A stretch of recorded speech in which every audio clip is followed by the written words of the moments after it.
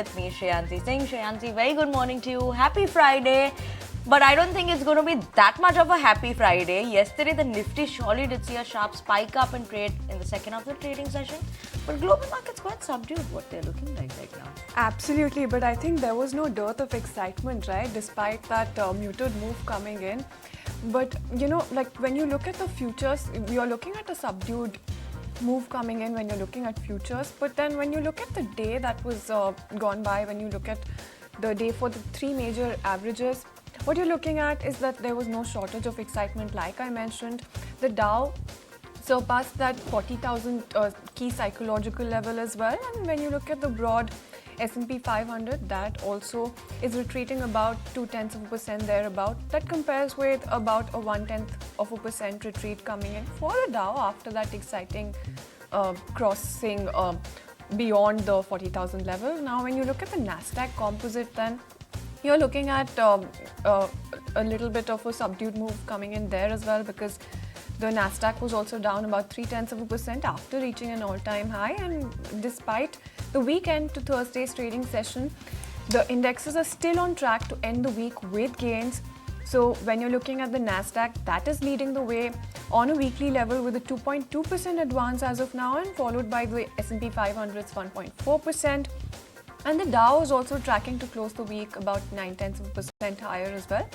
Now, this week's accent has also helped propel prices in terms like the three indexes into positive territory for the second quarter despite a tough start. So when you look at the S&P 500 as well as the nasdaq, both up more than 11% in 2024.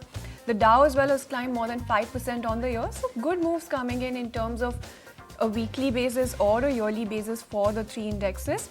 And there are no major financial reports as the earnings season is winding down. So that largely is the handover coming in.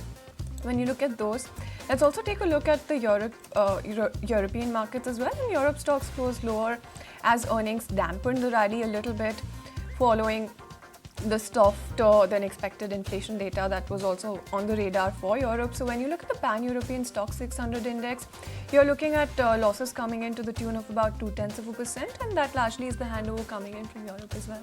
Okay, that's the handover from the global markets. Nothing bad in terms of that when you look at it, though ended in the red, but Dow managed to cross that 40,000 mark for the first time ever, so we're keeping an eye out on that. Let's talk about crude oil, gold. What's that been doing in action? Now, when you're looking at Brent crude oil prices, yes, we're seeing them around the $83 per barrel mark, while WTI crude oil somewhere around the $79 per barrel mark. What we're keeping an eye out on is that seems like these oil prices have remained steady even in today morning trade. Not much of a jump up or a jump down. Holding on to some bit of a positive side, Brent crude oil as well as WTI crude oil, and maybe we could be seeing that Brent crude oil will be closing the week with a slight bit of a positiveness, mild positive uptick, given that a bit of a softer dollar, shrinking US inventories, as well as increased Chinese stimulus is something that is increasing the hope of a better demand for oil is what you're keeping an eye out on.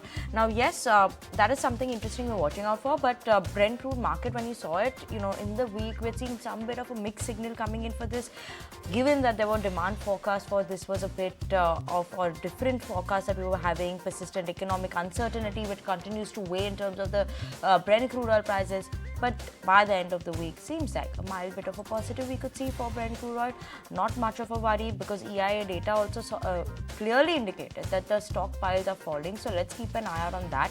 And EIA data, overall the inventory data, that is what comes out, that's declined for the second consecutive week. So it's going to be key to watch out for in terms of the crude oil prices going forward as well. But yes, keeping an eye out on the week, you may see it closing with a slight bit of a positive. Other than that, let's look at the gold prices and where gold is headed, because gold today, mild bit of a subduedness is what we're seeing as of now in morning trade, down 0.2%. Watching out for the Fed's decision is going to be key, right? Where the inflation is headed, what are the rate cuts that one could expect in terms of June. Gold prices at 2,380 rupees, keeping an eye out on that. Easing because dollar is also seeing a bit of a subduedness, not much, but yes, something that you should watch out for is gold prices going forward. So yes, Shreyansi, that's what we're watching out for in terms of Brent crude oil as well as gold. Not much of a issue as of now, not much of a spike up or a fall down. Subdued in trade today. If you like this video, then like, share and subscribe to ET Now.